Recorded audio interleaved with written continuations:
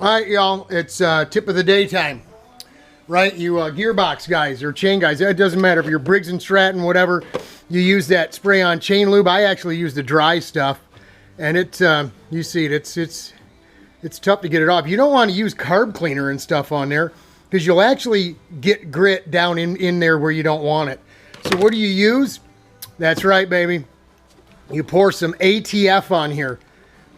Why, Robert? Why? What are you doing? It's just hydraulic fluid. No, it's not. You know what it is? It's a detergent. You just soak it. Just completely submerge it.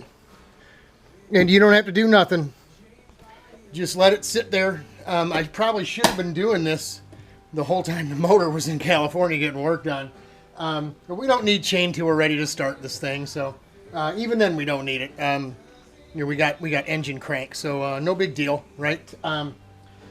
Which reminds me, I forgot to put the starter nut on. I should have did that while the motor was off the go-kart. But no big deal. We can get that on there too.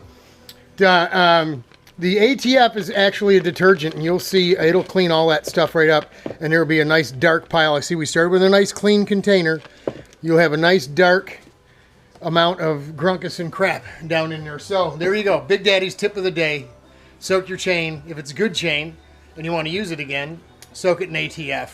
And it'll literally naturally clean all the grunkus and crap off of it. So there you go. You heard it from Big Daddy here first, right from the horse's mouth.